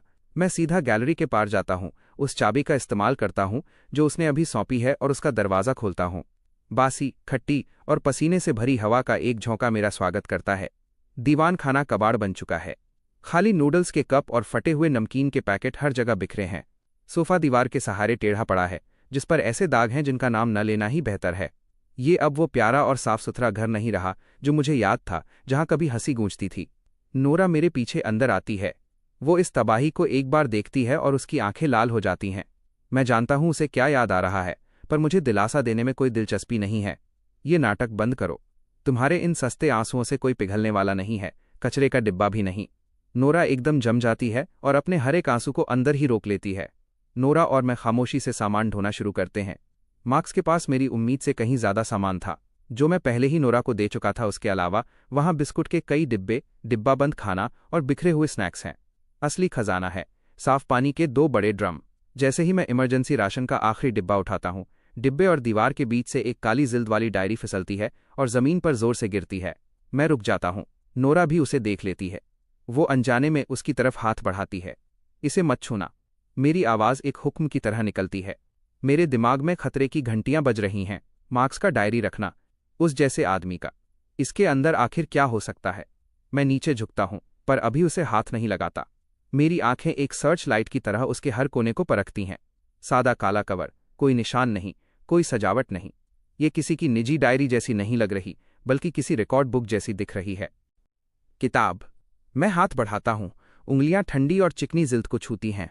धीरे से मैं पहला पन्ना पलटता हूँ। एक अजीब और बेतरतीब लिखावट मेरी आंखों के सामने आती है।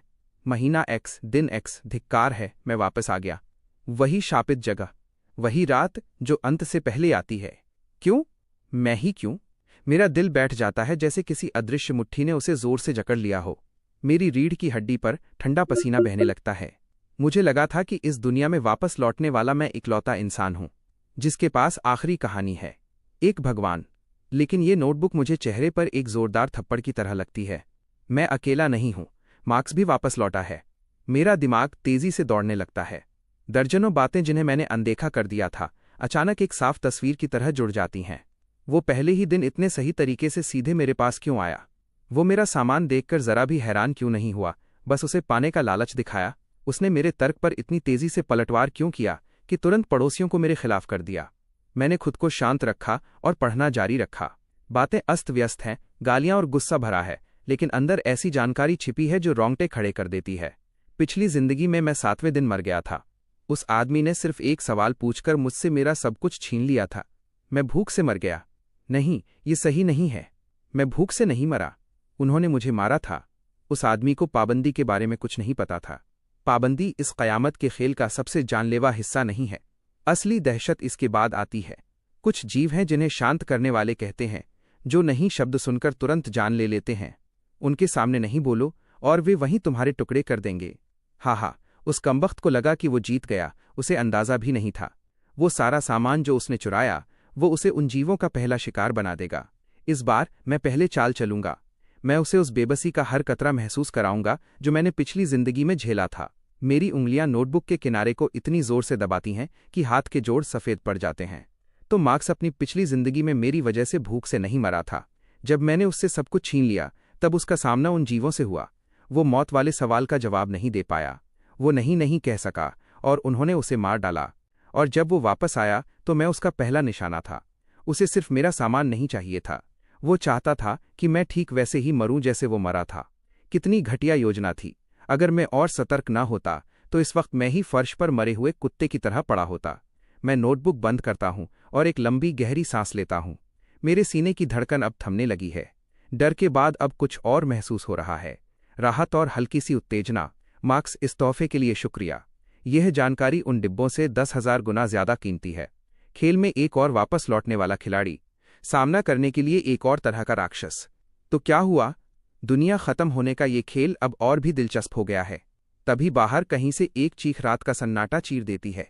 वो इंसान की आवाज नहीं है, हर तरह से गलत है। नोरा और छोटा पीट चिल्लाते हैं और एक दूसरे से चिपक जाते हैं।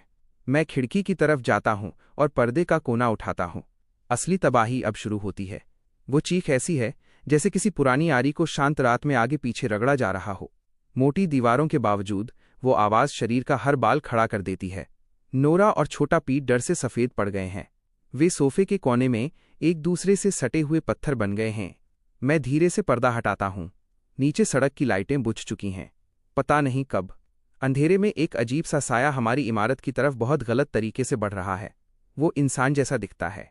4 हाथ पैर हैं और खड़ा है, लेकिन जोड़ पीछे की तरफ मुड़े हुए हैं। उसका हर कदम शरीर में एक अजीब ऐंठन और हड्डियों के टूटने की आवाज के साथ बढ़ रहा है। मार्क्स ने इसी का जिक्र किया था। उसकी डायरी। शांत करने वाला जीव। वो अपना सिर ऊपर उठाता है जहां चेहरा होना चाहिए। वहां सिर्फ एक काला घूमता हुआ शून्य है जो धीरे धीरे गोल घूम रहा है। मैं अपने दोनों हाथों से अपना मुंह बंद कर लेता हूं। एक भी आवाज नहीं निकलती।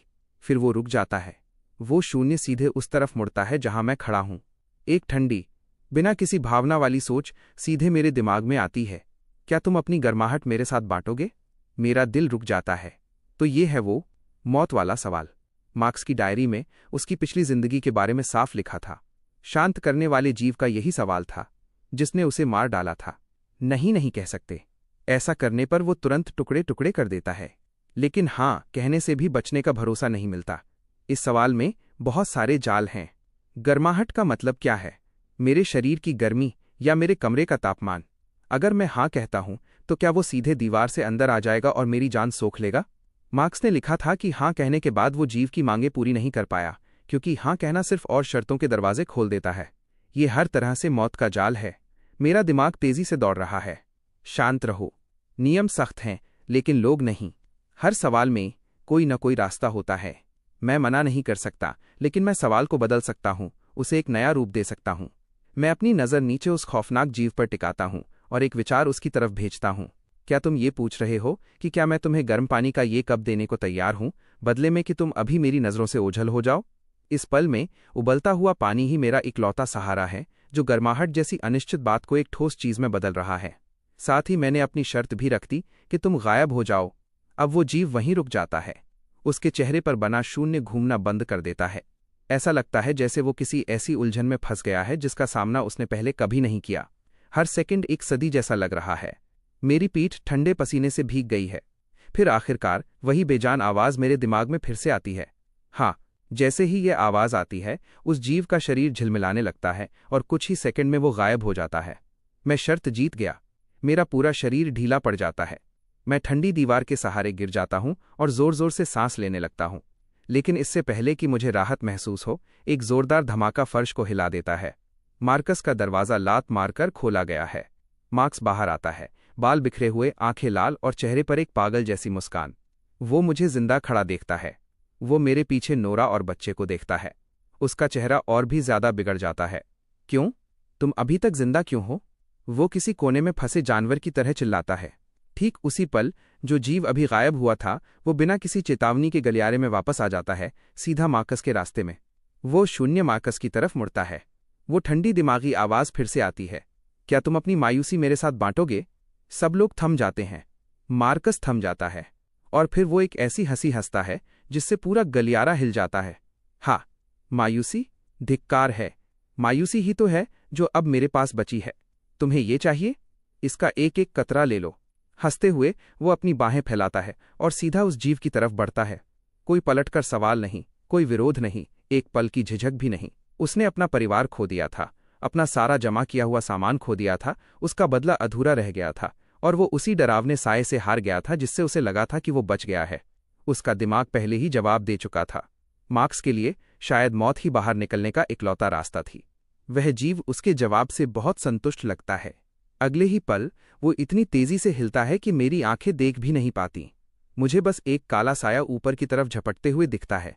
हवा की एक तेज सीटी जैसी आवाज आती है और फिर उसके शरीर से काले रेशे निकलते हैं जो मार्कस को तलवारों की तरह चीर देते हैं। मार्कस जमीन पर गिर जाता है। नोरा चीखती है और वहीं ढेर हो जाती है। मैं नन्हे पीठ की आंखों पर जोर से अपने हाथ रख देता हूं। गायब होते समय वो जीव मार्कस की लाश भी अपने साथ ले जाता है। गलियारे में अब सिर्फ खून की भारी और दम घोंटने वाली गंध बची है। मेरे मन में कोई तसल्ली नहीं है, न ही बदला लेने का कोई जोश। असलियत तो ये है कि अपने दुश्मन को मरते हुए देखना कोई बड़ी बात नहीं है। बड़ी बात ये पता चलना है कि जब वो मरता है तो आपको बिल्कुल कुछ महसूस नहीं होता। मार्कस मर चुका है, लेकिन इस पागल दुनिया की शुरुआत अभी हुई है। जब जिंदा रहना ही चुनौती बन जाए तो आपसी दुश्मनी धूल के बराबर हो जाती है। तभी नीचे से एक और चीख सुनाई देती है। ये एक इंसान की आवाज़ है, जिसके बाद एक कमज़ोर बूढ़ी आवाज़ आती है, कोई मदद करो, प्लीज़ मेरी मदद करो। वो आवाज़ बूढ़े वॉल्ट की है। मेरी पिछली जिंदगी में जब मैं भूख से लगभग मर रहा था, तब नीचे रहने वाले वॉल्ट ने ही चुपके से दरवाजे के नीचे से मुझे आधा ब्रेड दिया था। मैं खिड़की की तरफ झपटता हूँ। एक और जीव ने नीचे फूलों की क्यारी के पास बूढ़े वॉल्ट को घेर लिया है। हवा में एक ठंडी दिमागी आवाज़ गूंजने लगती है और इस पल में मेरा खून पहले से कहीं ज्यादा खौल उठता है। उसी वक्त मैं अपना फैसला कर लेता हूँ। नोरा, मोर्चा संभाले रखना। चाहे कुछ भी सुनाई दे, ये दरवाज़ा मत खोलना। मैं मेज़ पर रखी शराब की बोतल और लाइटर उठाता हूँ, दरवाज़ा खोलता हूँ और सीढ़ियों की तरफ दौड़ता हूँ। जैसे ही वो जीव बूढ़े वॉल्ट की तरफ हाथ बढ़ाता है, मैं ऊपर से चिल्लाता हूँ, ओए, बिना चेहरे वाली चीज़, क्या तुम ये पूछ रहे हो कि क्या तुम उस बूढ़े आदमी को छोड़कर ऊपर से आने वाले इस जवान और फुर्तीले इंसान को अपनाना चाहोगे जो सीधे तुम्हारी तरफ आ रहा है? नीचे की हवा जैसे जम जाती है। वो जीव हमले के बीच में ही रुक जाता है। वो बिना चेहरे वाला खालीपन धीरे धीरे ऊपर की तरफ मुड़ता है और अंधेरी सीढ़ियों से मुझे देखने लगता है। मेरा पैंतरा फिर से काम कर गया। एक मरते हुए बूढ़े आदमी के मुकाबले मुझ जैसा दोबारा जन्म लिया हुआ इंसान उसके लिए एक बड़ी दावत की तरह है। एक लालच भरी आवाज़ मेरे दिमाग में आती है। हाँ, वो बूढ़े वॉल्ट को छोड़ देता है और डरावनी रफ्तार से मेरी तरफ बढ़ता है। भागो, मेरी चिंता मत करो। नीचे से वॉल्ट की टूटी हुई आवाज़ आती है। मेरे चेहरे पर एक अजीब सी मुस्कान आ जाती है। नियमों से चलने वाली इस दुनिया में भागना सबसे बेकार काम है। बचने का इकलौता तरीका हमला करना है। मैं दूसरी और तीसरी मंजिल के बीच की जगह पर खड़ा हो जाता हूँ। संकरी और तंग जगह हमला करने के लिए एकदम सही। जैसे ही वो मुड़कर मेरी नज़रों के सामने आता है, मैं जरा भी नहीं हिचकता। मैं शराब की खुली बोतल सीधा उसके चेहरे के उस खालीपन पर दे मारता हूँ। फिर मैं लाइटर जलाता हूँ। क्या तुम ये पूछ रहे हो कि क्या तुम अपने इस ठंडे शरीर को गर्म करने के लिए आग का ये तोहफा स्वीकार करना चाहोगे? वो जीव अभी गर्म और तोहफा जैसे शब्दों को समझ ही रहा है। उसकी फितरत उसे ऐसी चीज से मना नहीं करने देगी जो सुनने में अच्छी लगे। पल भर में संकरी सीढ़ियों पर नीली लपटें उठने लगती हैं। शराब उसके शरीर पर चिपक जाती है और उसे जलाने लगती है। वह जीव कान फाड़ देने वाली चीख मारता है। उसे आग खत्म नहीं कर रही, बल्कि उसके नियमों की उलझन उसे खत्म कर रही है। वो इस भयानक दर्द और गर्माहट की बात को एक साथ नहीं समझ पा रहा। उसके दिमाग का सिस्टम बिगड़ने लगता है। वो दीवारों से टकराता है। उसके काले रेशे पागलपन में इधर उधर फड़फड़ाते हैं और सीढ़ियों की रेलिंग के टुकड़े टुकड़े कर देते हैं। मैं फिर बोलता हूँ, क्या तुम्हें दर्द हो रहा है? तो क्या तुम अभी अपनी सांसें रोकना चाहोगे ताकि ये दर्द पूरी तरह खत्म हो जाए? ये मौत का एक सही जाल है। दर्द खत्म करने के लिए उसे अपनी सांसें रोकने की बात माननी ही होगी। वह जीव उन लपटों के बीच बुरी तरह तड़पता है। उसके दिमाग में हाँ शब्द पूरा आने से पहले ही उसका शरीर एक फटी हुई गेंद की तरह पिचक जाता है। वह जीव काली स्याही की तरह पिघलकर आग में समा गया। मैं दीवार से सटकर लंबी सांसें लेने लगा। मेरा दिल तेजी से धड़क रहा था। एक और मुसीबत टली। बूढ़ा वॉल्ट कांपते हुए सीढ़ियों से ऊपर आया। उसकी आंखों में आंसू थे और वो शुक्रगुजार होकर झुकने ही वाला था। मैंने उसे गिरने से पहले थाम लिया, लेकिन मेरी नजरें गलियारे में खुलते दरवाजों पर थीं। हंगामे ने पूरी बिल्डिंग को जगा दिया था। सबने मुझे उस जीव को मारते और बूढ़े की जान बचाते देखा था। अब उनकी आंखों में सिर्फ डर नहीं बल्कि एक लालच था, क्योंकि उन्हें पता चल गया था कि मेरे पास ताकत भी है और सामान भी। मैंने अपनी आवाज को सख्त और ठंडा करते हुए कहा, वॉल्ट, एक समय तुमने मुझे चुपके से खाने को दिया था। आज मैंने तुम्हारी जान बचाकर वो कर्ज उतार दिया। अब हिसाब बराबर है। मैंने अपने पीछे से चाकू निकाला, जिसकी धार आग की रोशनी में चमक रही थी। मैं गलियारे के बीच में जाकर खड़ा हो गया और झांकते हुए हर चेहरे को गौर से देखा। क्या देख लिया सबने? चारों तरफ सन्नाटा छा गया। किसी की बोलने की हिम्मत नहीं हुई। मुझे पता है तुम क्या सोच रहे हो। तुम्हें मेरा सामान चाहिए और तुम चाहते हो कि मैं तुम्हारी रक्षा करूं। मैं जोर से हंसा। ठीक है। मेरे ये कहते ही कई दरवाजे और खुल गए, लेकिन मेरा अंदाज तुरंत बदल गया। तुमने देखा मार्क्स और उन राक्षसों का क्या हुआ? जिसे भी अगले 10 मिनट से ज्यादा जिंदा रहना है, अपना सारा सामान लेकर मेरे दरवाजे पर आ जाए। मैंने अपने हाथ में चाकू घुमाया। तुम्हारी मर्जी है, चाहो तो मत आओ, लेकिन फिर मैं तुम्हारे दरवाजे पर आकर एक सवाल पूछूंगा। अब मैं वो पुराना इंसान नहीं था जिसे मार्क्स दबा सकता था। मैं इस बिल्डिंग का फैसला करने वाला बन चुका था। 10 मिनट बाद गलियारा लोगों से भर गया। कोई भी ये जोखिम नहीं लेना चाहता था कि मेरा वो सवाल क्या होगा। 5वीं मंजिल का वो गुस्सैल आदमी भी, जिसके शरीर पर टैटू थे, चुपचाप नूडल्स का डिब्बा पकड़े भीड़ में खड़ा था। डर काबू करने का सबसे अच्छा तरीका है। नोरा ने दरवाजा खोला और ये नज़ारा देखकर दंग रह गई। मैंने पीछे मुड़े बिना उसे आदेश दिया, नोरा, एक डायरी ले आओ। आज से सारा सामान तुम संभालोगी। सब कुछ एक जगह जमा होगा और काम के हिसाब से ही खाना मिलेगा। वॉल्ट, लोग तुम्हें पसंद करते हैं। तुम्हारा काम इन पर नजर रखना है। कोई भी सामान छुपाए या पीठ पीछे चाल चले तो मुझे तुरंत बताना। वॉल्ट को जैसे जीने का नया मकसद मिल गया हो। उसने भरोसा दिलाया कि वो किसी को गड़बड़ नहीं करने देगा। भीड़ में कोई कुछ बोलने ही वाला था कि मेरी एक नज़र पड़ते ही उसने सिर झुका लिया। मैंने साफ कर दिया कि मैं किसी का फालतू बोझ नहीं उठाऊंगा और न ही कोई खतरा बर्दाश्त करूंगा।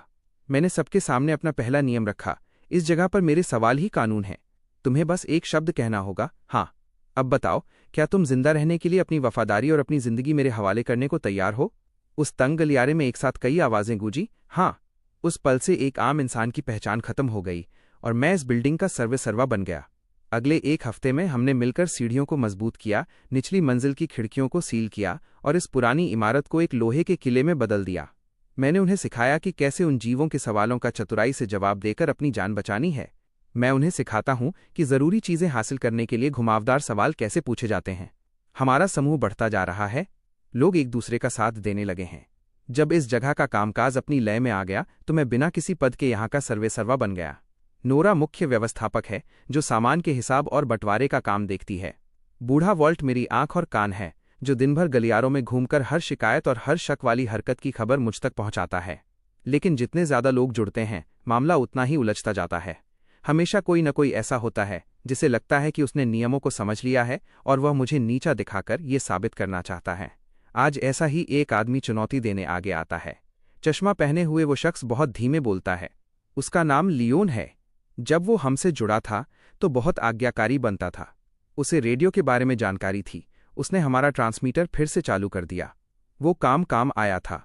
अब वो सामान वाले हिस्से पर खड़ा है और नोरा को देखकर मुस्कुरा रहा है। मेरे पास एक जानकारी है, क्या उसके बदले मुझे यहाँ से कुछ चीज़ें मिल सकती हैं? नोरा मेरे बनाए नियमों का पालन करते हुए जवाब देती है। तो तुम्हारे कहने का मतलब है कि तुम अपनी जानकारी के बदले हमारे भंडार से उतनी ही कीमत का सामान लेना चाहते हो। क्या ये सही है? ये मेरा बनाया पहला सुरक्षा घेरा है। हमेशा लेन देन को बराबर की कीमत पर रखो। लियोन अपना चश्मा ऊपर करता है। उसके शीशों पर रोशनी चमकती है। मेरा सवाल ये है कि क्या आप इस जगह के लीडर होने के नाते हमारे आधे डिब्बाबंद खाने के बदले मेरा ये वादा स्वीकार करेंगे कि मैं भविष्य में आपको जान बचाने वाली एक बहुत ज़रूरी जानकारी दूंगा? कमरे में तुरंत सन्नाटा पसर जाता है। सबकी नज़रें खाने के डिब्बों से हटकर मेरे चेहरे पर टिक जाती हैं। हमारे आधे डिब्बाबंद खाद्य पदार्थ, ये हमारी पूरी जमा पूंजी का लगभग आधा हिस्सा है, जिसे एक धुंधले और बिना किसी सबूत वाले वादे के बदले मांगा जा रहा है। ये सरासर ठगी है। बिना कुछ दिए सब कुछ पा लेने की कोशिश। और वो नोरा से नहीं, मुझसे पूछ रहा है। वो पाबंदी वाले नियम का बहुत बारीकी से इस्तेमाल कर रहा है। अगर मैं नहीं कहता हूं तो किसी को नहीं पता कि क़यामत वाले नियम मेरा क्या हाल करेंगे, और कोई ये जानने की हिम्मत भी नहीं करना चाहता। लेकिन अगर मैं हाँ कहता हूं तो मेरी साख एक पल में खत्म हो जाएगी। अगर वो आज एक वादे के बदले आधा खाना ले सकता है तो कल कोई दूसरा एक झूठी कहानी सुनाकर हमारा सारा पानी मांग लेगा। पूरी व्यवस्था चरमरा जाएगी। मैं अपने हाथ खोलता हूं और भीड़ के पीछे से धीरे धीरे चलकर उसके ठीक सामने आकर खड़ा हो जाता हूं। मैं मुस्कुराता हूं। लियोन, ये बहुत ही सलीके से पूछा गया सवाल है। वो अपनी मुस्कुराहट रोक नहीं पाता, लेकिन मैं आगे कहता हूं, पर मैं इसे पूरी तरह समझ नहीं पाया। क्या तुम मुझसे ये कह रहे हो कि मैं तुम्हारे सवाल को और साफ शब्दों में बदलूं ताकि यहां मौजूद हर कोई समझ सके कि तुम असल में क्या कहना चाहते हो? मैं उसे घूरता हूं। इससे पहले कि वह जवाब दे, मैं अपनी बात दाग देता हूं। तुम असल में ये पूछ रहे हो कि क्या मैं हर इंसान के हिस्से का आधा खाना तुम्हें मुफ्त में देने को तैयार हूं? क्या मैं एक ऐसे जुबानी वादे पर जुआ खेलूं जिसकी शायद कोई कीमत ही न हो? क्या तुम यही पूछ रहे हो? मेरी आवाज़ तेज हो जाती है। मेरा हर शब्द कमरे में एक गोली की तरह गूंजता है। लियोन के चेहरे से वो घमंड गायब हो जाता है। उसने इसकी उम्मीद नहीं की थी। मैंने उसकी गंदी चाल सबके सामने खोल कर रख दी। भीड़ में सुगबुगाहट होने लगती है। लोगों की नज़रें लियोन के लिए नफरत में बदलने लगती हैं। उसके माथे पर पसीना आ जाता है। उसके होंठ हिलते हैं, पर आवाज़ नहीं निकलती, क्योंकि वो नहीं कह सकता। जैसे ही वो मना करेगा, ये साबित हो जाएगा कि उसके सवाल का वही मतलब था जो मैंने बताया। मैं उसके चेहरे के एकदम पास जाकर अपनी आवाज़ धीमी करता हूँ, इतनी कि सिर्फ हम दोनों सुन सकें। मेरे साथ ये खेल मत खेलो। फिर मैं पीछे हट जाता हूँ। मैं तेजी से मुड़कर भीड़ की तरफ देखता हूँ। या शायद, लियोन, तुम असल में यहाँ मौजूद हर किसी से एक अलग सवाल पूछना चाहते हो। मेरी नज़रें हर चेहरे पर घूमती हैं। क्या तुम सब यहाँ मौजूद लोगों से ये नहीं पूछना चाहते? क्या तुम ऐसे किसी इंसान पर भरोसा करने को तैयार हो जो इस तबाही के बीच कुछ योगदान देने के बजाय कमियों का फ़ायदा उठाकर इस जगह को खोखला करना चाहता है और यहाँ सबको बेवकूफ़ समझता है? भीड़ भड़क उठती है। बिल्कुल नहीं, यही मतलब था इसका। धिक्कार है, मुझे पता था कुछ गड़बड़ है। आधे खाने के बदले सिर्फ एक वादा। वो चाहता है कि हम सब उसके लिए मुफ्त में काम करें। लियोन का चेहरा राख जैसा पड़ जाता है। वो मेरी कही एक भी बात को झुठला नहीं सकता, क्योंकि क़यामत वाले नियम की जंजीरें उसके गले में कस चुकी हैं। उसकी खामोशी का हर सेकंड एक इकरारनामा है। मैं शांत रहने के लिए हाथ उठाता हूँ। लियोन, मैं तुम्हें सवाल पूछने का एक आखिरी मौका दे रहा हूँ। मैं उसकी आंखों में आंखें डालता हूँ। वो अपनी नज़रें चुराने की कोशिश करता है। मैं साफ आवाज़ में कहता हूँ, क्या तुम अंत में असल में यही नहीं पूछना चाहते? सब लोग, मैं लियोन कुछ पल के लिए अपना आपा खो बैठा था और मैंने एक दिमागी जाल के जरिए समूह को नुकसान पहुंचाकर अपना स्वार्थ सिद्ध करने की कोशिश की। मैं सज़ा का हकदार हूँ। क्या आप सब मुझे हमेशा के लिए इस जगह से बाहर जाने देने के लिए तैयार हैं? गलियारे में मौत जैसा सन्नाटा छा जाता है। लियोन कांप रहा है। हर कोई उसे देख रहा है, उसके सवाल पूछने का इंतजार कर रहा है, या यूं कहें कि मेरे द्वारा उसके बदले सवाल पूछने का इंतजार कर रहा है। वो नहीं कहेगा, इसलिए मैं कहूंगा। मैं भीड़ की तरफ मुड़ता हूं और आवाज़ बुलंद करता हूं। क्या आप सब उस इंसान को यहां से निकालने के लिए तैयार हैं जिसने हमें बांटने की कोशिश की ताकि वो हमें दोबारा कभी मुसीबत में न डाल सके? हाँ, इसे बाहर निकालो। इस बार जवाब एक सुर में आता है जो कान फाड़ देता है। पाबंदी के नियम के तहत यह इस समूह का पहला सर्वसम्मत फैसला है। लियोन फर्श पर ढह जाता है। उसका चेहरा पीला पड़ गया है। मैं उसे नीचे देखता हूं। मेरे मन में कोई दया नहीं है। तुमने उन्हें सुन लिया। मैं मुड़ जाता हूं और पीछे मुड़कर नहीं देखता। नोरा, इसे एक बोतल पानी और बिस्कुट का एक पैकेट दे दो, फिर इसे बाहर छोड़ाओ। इस पल में पूरी तरह से मेरी हुकूमत कायम हो जाती है। तभी कोने में रखा रेडियो, जिसे लियोन ने ठीक किया था, अचानक गूंजने लगता है और एक आदमी की भारी आवाज सुनाई देती है। शहर के बचे हुए लोगों, नमस्कार। क्या आप अपनी इस बेकार की जिद को छोड़कर इंसानियत को बचाने के हमारे गठबंधन में शामिल होने के लिए तैयार हैं? वो आवाज़ ऐसी लग रही है जैसे किसी गहरी खाई से आ रही हो, जो खराब सिग्नल के बावजूद कमरे में मौजूद हर कान तक पहुंच रही है। अपना सारा सामान हमें सौंप दें, अपनी इन छोटी छोटी जगहों को छोड़ दें और एक कुशल एकीकृत व्यवस्था के सामने झुक जाएं। क्या आप तैयार हैं? रेडियो पर वो आदमी चिल्ला नहीं रहा, न ही धमका रहा है। उसका अंदाज मौसम की खबर सुनाने जैसा शांत है, और यही शांति पैरों के तलवों से लेकर सिर की चोटी तक सिहरन पैदा कर देती है। ये एक खुली चाल है, दिन के उजाले में बिछाया गया एक बड़ा जाल, जिसे आप चाहकर भी मना नहीं कर सकते। गलियारे में डर एक अदृश्य लहर की तरह फैल जाता है। बूढ़े वॉल्ट के होंठ कांप रहे हैं। वो दहशत भरी नजरों से मुझे देखता है। नोरा बिना सोचे नन्हे पीठ को अपने पीछे खींच लेती है। उसका चेहरा सफेद पड़ गया है। कमरे की हर आंख मुझ पर टिकी है। उनकी नजरों में मैं वो हूं जो इन नियमों से लड़ सकता है, एक भगवान। लेकिन मैं सच जानता हूं, मैं कोई भगवान नहीं हूं। मैं बस एक आम इंसान हूं जो हर किसी से एक बार ज्यादा मर चुका है। इस रेडियो वाला आदमी मार्क्स या लियोन जैसा नहीं है, जो सिर्फ छीनना जानते थे। वो न सिर्फ कयामत के नियम को समझता है, बल्कि उसने इसे अपनी सबसे बड़ी ताकत बनाने का रास्ता खोज लिया है। रेडियो संदेश। उसे किसी का दरवाज़ा खटखटाने की ज़रूरत नहीं है। उसे किसी का दरवाज़ा खटखटाने की ज़रूरत नहीं है। वो एक जगह बैठकर पूरे शहर को संबोधित करता है और अपने सिग्नल की पहुंच में आने वाले हर इंसान पर अपनी मर्जी थोपता है। उसका बोझ मेरे सीने पर किसी भारी पत्थर की तरह महसूस होता है। मैं कमरे में मौजूद उन डरे हुए चेहरों को देखता हूं और नोरा की बाहों में नन्हे पीठ की उन बड़ी और नासमझ आंखों को देखता हूं। नहीं, मैं नर्क से लड़कर वापस आया हूं, किसी दूसरी जगह और किसी दूसरे तरीके से फिर से मरने के लिए नहीं। मैं एक लंबी और गहरी सांस लेता हूं और अपने अंदर उठते गुस्से और दबाव को शांत करता हूं। मैं उन सबकी तरफ देखता हूं और धीरे से बोलता हूं, मैं हमेशा एक पहाड़ रहा हूं, कभी बहती धारा नहीं। सब मुझे खाली नजरों से देखते हैं, किसी को कुछ समझ नहीं आता। मैं मुस्कुराता हूं, एक ऐसी मुस्कान जिसमें कोई गर्माहट नहीं, बस ठंडी कड़वाहट है। एक धारा को बड़ी नदी निगल जाती है, लेकिन पहाड़ अपनी जगह खड़ा रहता है। मैं उस शोर करते रेडियो के पास जाता हूं और कमरे में मौजूद हैरान चेहरों के सामने हाथ बढ़ाकर धीरे से उसके एंटीना को तब तक मोड़ता हूं जब तक वो टूट नहीं जाता। एक साफ और तेज आवाज के साथ रेडियो का प्रसारण रुक जाता है और सन्नाटा छा जाता है। मैं उस हैरान भीड़ की तरफ मुड़ता हूं। उसने हमसे पूछा कि क्या हम तैयार हैं, लेकिन वो एक बात भूल गया, हमें भी सवाल पूछने का हक है। यहां रुके रहने का मतलब है अपना वो हक किसी और को सौंप देना। हम कसाई के खूंटे पर बंधे मेमने बन जाएंगे। क्या आप यही चाहते हैं? कोई कुछ नहीं बोलता, लेकिन उनकी भिजी हुई मुट्ठियां और लाल आंखें मुझे जवाब दे चुकी हैं। मैं उस दीवार के पास जाता हूं जहां हमने शहर का नक्शा टांगा है। मेरी उंगली नक्शे के बीच में टिकती है, जहां रेडियो टावर का ठिकाना है। इससे पहले कि वो हमें ढूंढे, हम उसे ढूंढेंगे। मैं नोरा की तरफ मुड़कर आदेश देता हूं और वो तुरंत सतर्क हो जाती है। हमारे सारे हथियारों और गाड़ियों की लिस्ट बनाओ। 3 सबसे मजबूत और चालाक लोगों को चुनो और एक टीम बनाओ। हाँ वॉल्ट, तुम और बाकी सब लोग इस बिल्डिंग को और मजबूत करने का काम शुरू करो। अब से ये जगह हमारा किला है। मैं रुकता हूं और कमरे में मौजूद हर इंसान को देखता हूं। याद रखना, हम हार नहीं मानेंगे और न ही कोई समझौता करेंगे। मेरी आवाज़ भारी हो जाती है। मैं उसे बताने जा रहा हूं कि इस शहर के 2 राजा हैं, या यूं कहें कि बहुत जल्द यहां सिर्फ एक ही बचेगा। हम एक मजबूत एसयूवी में शहर की सुनसान सड़कों से एक खामोश शिकारी की तरह गुजर रहे हैं। गाड़ी के अंदर कोई कुछ नहीं बोल रहा, बस इंजन की गूंज और टायरों के नीचे कंकड़ियों की आवाज़ आ रही है।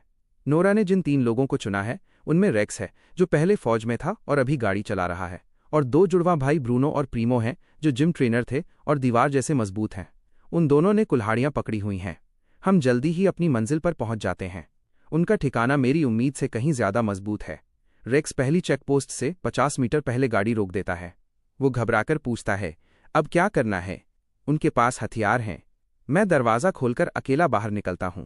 चेकपोस्ट के पीछे कम से कम 5 या 6 बंदूकों की नाले सीधे मेरी तरफ हैं। सामने खड़ा आदमी दूर से चिल्लाता है, क्या तुम अभी यहां से वापस जाने के लिए तैयार हो? ये एक समझदारी भरी शुरुआत है। मैं न तो हाँ कह सकता हूं और न ही नहीं, क्योंकि अगर मैंने मना किया तो नियम के हिसाब से मैं यहां से जाने से इनकार कर रहा हूं, जिसका मतलब होगा खुद को उनके हवाले करना। लेकिन मैं मुस्कुराता हूं। मैं अपने पैर जमाता हूं और साफ आवाज में कहता हूं, मैं यहां तुम्हारे लीडर से मिलने आया हूं। मुझे बताओ, क्या तुम ये पूछ रहे हो कि क्या मैं निहत्था होकर अकेले तुम्हारे ठिकाने के अंदर आने और तुम्हारे सवालों का जवाब देने के लिए तैयार हूं? मैंने उनके हमले की कोशिश को एक ऐसे सवाल में बदल दिया जो वे मुझसे पूछ रहे हैं। गार्ड साफ तौर पर सहम गया। उसे इस पलटवार की उम्मीद नहीं थी। कुछ सेकंड के लिए हवा जैसे जम गई, फिर उसके पास रखे रेडियो से एक आवाज़ गूंजी जो काफ़ी शांत और मज़ेदार लहजे में थी। दिलचस्प है, इसे अंदर आने दो। लोहे का बड़ा गेट धीरे से खुल गया। मैंने पीछे मुड़कर रेक्स और बाकी लोगों की तरफ देखा। मेरी नज़रों में एक ही संदेश था, शांत रहो। और फिर मैं अकेला अंदर चला गया। मुझे उस रेडियो टावर के अंदर ले जाया गया, जिसे अब एक बहुत बड़े ठिकाने में बदल दिया गया था। वहां हर तरफ लोग आ जा रहे थे, लेकिन माहौल में एक अजीब सी खामोशी थी। हर चेहरा भावहीन था। ये एक ऐसा अनुशासन था जो रोंगटे खड़े कर दे। सबसे ऊपर वाली मंजिल के ब्रॉडकास्ट हॉल में आखिरकार मेरी मुलाकात उनके लीडर से हुई। वो कोई 45 साल का रहा होगा, सोने के फ्रेम वाला चश्मा और साफ सफ़ेद शर्ट पहने हुए। वो किसी क़यामत के विलन जैसा नहीं, बल्कि किसी यूनिवर्सिटी के प्रोफेसर जैसा दिख रहा था। वो अपनी मेज़ के पीछे बैठकर आराम से अपना चश्मा साफ कर रहा था। स्वागत है, उसने अपना सिर उठाकर कहा। उसकी आंखें बाज की तरह तेज थीं। तर्क से लड़ने वाले मेहमान, तुम वही होगे जिसे सवाल पूछना पसंद है। मैंने बिना बुलाए उसके सामने वाली कुर्सी खींच ली और बैठ गया। वो मुस्कुराया, जैसे उसे बुरा न लगा हो। इस उजड़ी हुई दुनिया में समझदारी ही ताकत है, क्या तुम्हें नहीं लगता? उसने अपना चश्मा वापस पहना और मेज़ पर उंगलियां फंसाते हुए थोड़ा आगे की ओर झुका। तुम्हारे आने से मुझे वाकई हैरानी हुई। मुझे लगा था कि इस शहर में शायद मैं ही अकेला बचा हूं जिसका दिमाग सही काम कर रहा है। मैंने बिना हिचकिचाए पूछा, अगर तुम्हें पता था कि मैं हूं तो मुझे परखने के लिए उस रेडियो संदेश का इस्तेमाल क्यों किया? क्या ये बेमतलब नहीं था? उसने मुस्कुराते हुए सिर हिलाया। वो कोई परखना नहीं था, वो एक ऐलान था। मैं बस अपनी मौजूदगी जता रहा था और उन बेवकूफ़ों को छांट रहा था जो नियमों को भी नहीं समझते। उसके हर शब्द में घमंड भरा था और इंसानी जान के प्रति कोई हमदर्दी नहीं थी। मेरा दिमाग तेजी से काम करने लगा। यह आदमी मार्क्स से 10,000 गुना ज्यादा खतरनाक है। मार्कस का लालच और क्रूरता उसके चेहरे पर दिखती थी, लेकिन इस आदमी की बुराई तर्क और समझदारी की चादर में लिपटी हुई थी। उसे चीजें छीनने में नहीं, बल्कि अपनी दिमागी ताकत से सबको काबू करने में मजा आता था। उसने मुझे गौर से देखा और अपना पहला असली सवाल फेंका। चूंकि तुम खुद यहां आए हो, तो मैं मान लेता हूं कि तुम एक समझदार इंसान हो। तो क्या तुम बाकी बचे हुए लोगों के भविष्य के लिए अपनी बुद्धि का योगदान देने और हमारे साथ जुड़ने के लिए तैयार हो? यह सवाल नीचे खड़े गार्ड के सवाल से 100 गुना ज्यादा जहरीला था। ये ऊपर से एक अच्छा ऑफर लग रहा था, लेकिन अगर मैं इसका सही जवाब न देता तो इसका मतलब होता कि मैंने उसकी गुलामी स्वीकार कर ली है। मेरा दिमाग हर शब्द को चीरने लगा। योगदान, साथ जुड़ना, हर शब्द यही कह रहा था कि मैं उसके नीचे काम करूं। उसे कोई साथी नहीं, बल्कि एक होशियार गुलाम चाहिए था। मैंने उसकी नज़रों में आंखें डाली और मुस्कुराया। प्रोफेसर, ये बहुत ही दिलचस्प सवाल है, लेकिन जवाब देने से पहले क्या मैं ये साफ कर सकता हूं कि आप असल में क्या पूछ रहे हैं? क्या आप यह पूछ रहे हैं कि क्या मैं आपकी टीम के साथ एक बराबर के साथी की तरह काम करने और एक ऐसी योजना बनाने के लिए तैयार हूं जो हर इंसान के बुनियादी हक की रक्षा करे, बजाय इसके कि मैं अकेले आपके प्रति वफादारी की कसम खाऊं? मैंने योगदान को बराबर के साथी से बदल दिया और साथ जुड़ने की जगह मिलकर योजना बनाने की शर्त रख दी। पहली बार प्रोफेसर की मुस्कुराहट गायब हो गई। वो पूरे 10 सेकंड तक मुझे खामोशी से घूरता रहा। उसकी आंखों की चमक अब एक ऐसी सावधानी में बदल गई थी जो किसी बराबर के खिलाड़ी को देखकर आती है। तुम मेरी उम्मीद से कहीं ज्यादा तेज हो। उसने अचानक अपनी बात बदल दी। क्या तुम्हें ये जानने की जिज्ञासा नहीं है कि मैंने इतनी आसानी से ये व्यवस्था कैसे खड़ी कर ली? मेरे जवाब का इंतजार किए बिना वो खुद ही बताने लगा, क्योंकि नियमों को और बेहतर बनाया जा सकता है। जब कोई इंसान इन नियमों का इस्तेमाल करके 100 से ज्यादा लोगों की मर्जी पर काबू पा लेता है तो उसे एक नियम मांगने का मौका मिलता है। ये ऐसी बात थी जो मैंने पहले कभी नहीं सुनी थी। मेरी पहली मांग ये थी, जो कोई भी मेरे खिलाफ विरोध का विचार भी लाएगा उसे सुइयां चुभने जैसा भयानक दर्द महसूस होगा। और बस इस तरह यहां अनुशासन कायम हो गया। प्रोफेसर की आंखों में एक सन की चमक थी। मेरे दिमाग में एक सिहरन दौड़ गई। कोई ताज्जुब नहीं कि यहां हर कोई एक खाली पुतले की तरह घूम रहा है। वे विरोध करने से मना नहीं करते, वे विरोध के बारे में सोचने की हिम्मत तक नहीं कर सकते। वो अब कुर्सी पर पीछे की ओर झुक गया, जैसे सब कुछ उसके काबू में हो। क्या तुम्हें अब भी लगता है कि तुम मुझसे बराबरी की बात करने लायक हो? उसे लगा कि इस खुलासे से मैं टूट जाऊंगा, लेकिन मुझे उसकी बातों में सबसे बड़ी कमजोरी मिल गई थी। मैं उसे अपनी ही बुद्धिमानी पर घमंड करते हुए देख रहा था और अचानक मुझे ये सब मजाक और बेकार लगने लगा। प्रोफेसर के चेहरे के भाव पूरी तरह बदल गए। मैं खड़ा हो गया। मैंने उसकी तरफ नहीं देखा, इसके बजाय मैंने हॉल में मौजूद उसके लोगों की तरफ देखा जो मेरे एक शब्द से ही सुगबुगाने लगे थे। मैंने हाथ उठाया और प्रोफेसर की तरफ धीरे धीरे इशारा किया, जैसे मैं कोई सार्वजनिक फैसला सुना रहा हूं। मेरी आवाज बहुत तेज नहीं थी, लेकिन वो हर किसी के सीने में बिजली की तरह कौंधी। प्रोफेसर, क्या आप असल में अपने पीछे चलने वालों से ये नहीं पूछना चाहते? क्या आप सब एक आदमी के लालच के लिए मासूम लोगों पर हमला करने और उन राक्षसों की तरह बेदम होने के लिए तैयार हैं? मेरा ये सवाल शांत पानी में बम गिरने जैसा था। पूरे कमरे में इसकी गूंज फैल गई। हर आंख प्रोफेसर पर टिक गई। उन चेहरों का खालीपन अब गायब था। उसकी जगह डर, शक और अंदर दबे हुए गुस्से की एक हल्की सी झलक थी। राक्षस बनना, मासूमों पर हमला करना, ये शब्द उनके अंदर बची हुई आखिरी इंसानियत को झकझोर गए। प्रोफेसर का चेहरा राख जैसा सफ़ेद पड़ गया। वो अपनी कुर्सी से झटके से उठा। उसका वो खास नियम जिस पर उसे इतना नाज था, उसने काम करना बंद कर दिया, क्योंकि मेरे सवाल को हाँ या नहीं की ज़रूरत नहीं थी। मैंने बस उनके दिल की गहराई में दबे सवाल को जुबान दे दी थी। वो हार गया। जैसे ही मैंने वो सवाल पूछा, खेल खत्म हो चुका था। ये सब बकवास है। प्रोफेसर आखिरकार टूट गया। उसकी आवाज़ तीखी और फटी हुई थी। उसने कांपती उंगली से मेरी तरफ इशारा किया। तुम इनका दिमाग भटका रहे हो। क्या तुम असल में सबसे ये नहीं पूछना रहे? क्या आप सब एक बाहरी इंसान पर भरोसा करने और उस शांति को खत्म करने के लिए तैयार हैं जिसे हमने इतनी मेहनत से बनाया है? ये उसकी आखिरी चाल थी। मुझे बाहरी बताकर और अशांति का डर दिखाकर मेरे और लोगों के बीच दरार पैदा करने की कोशिश। बहुत देर हो चुकी थी। मैंने उसके सवाल पर ध्यान तक नहीं दिया। मैं शांत होकर एक एक शब्द साफ बोलते हुए कमरे की तरफ मुड़ा। मैं यहाँ किसी और के साम्राज्य का हिस्सा बनने नहीं आया हूँ। मैं यहाँ हर उस संघर्ष करने वाली धारा को एक दिशा देने आया हूँ जो एक विशाल मंजिल की तरफ ले जाए। मैं रुका और उन डगमगाते चेहरों को देखा। अब मैं आपसे एक ऐसा सवाल पूछने जा रहा हूँ जिसका कोई जवाब देने की ज़रूरत नहीं है। क्या आप मेरे साथ मिलकर एक ऐसी व्यवस्था बनाना चाहते हैं जो सच में जिंदा रहने के लिए हो, न कि किसी एक इंसान के लालच के लिए? एक ऐसी व्यवस्था जो उन राक्षसों के खिलाफ खड़ी हो सके और हमें चैन की नींद सोने दे, बिना इस डर के कि कल हमें किसी का गला घोंटने पर मजबूर किया जाएगा। मेरे बोलते ही भीड़ में हलचल और फुसफुसाहट की एक लहर दौड़ जाती है जिसे अब रोकना नामुमकिन है।